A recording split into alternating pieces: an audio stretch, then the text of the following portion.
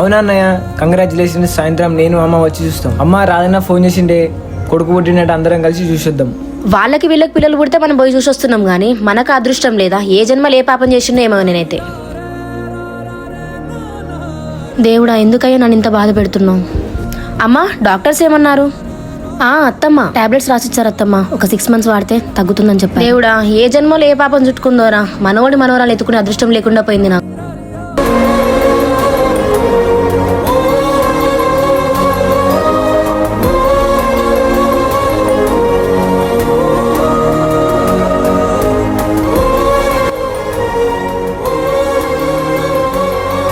వదినా ఏం చేస్తున్నారు? అవునోదినా, దీనికి అస్సలు పిల్లలు కావట్లేదు. ఎన్నో హాస్పిటల్ చూపించాం, ఇట్లయితే కాదు కానీ బాబుకి ఇంకో పెళ్లి చేయాలి వదిన. ఇంకా అవునోదినా, ఒక తల్లిగా నా కొడుకు జీవితమే నాకు ముఖ్యం కదా, ఇట్లనే చేసి. ఇక చాలా మంది ఆడపిల్లలు ఈ రోజుల్లో హెల్త్ ప్రాబ్లమ్స్ వల్ల ఇలాంటి ప్రెగ్నెన్సీ ప్రాబ్లమ్స్ ఫేస్ చేస్తున్నారు. కోడలు హెల్త్ బాగాలేకపోతే ఏదో ఒక హాస్పిటల్ చూపించి నయం చేసుకోవాలి, కానీ ఇలా కొడుకు నుండి కోడల్ని దూరం చేయాలి. చాలా మంది అత్తామామలు కొడుకు విషయంలో ఇలాంటి నిర్ణయాలు తీసుకుంటూ ఉంటారు. మరి తన భర్తే ప్రపంచం అని తల్లిదండ్రులు చెప్పిన మాట విని పెళ్లి చేసుకున్న ఈ అమ్మాయి పరిస్థితి. ఈ వీడియో చూసైనా కొంతమంది అత్తామామలు మారతారని మా చిన్ని ప్రయత్నం.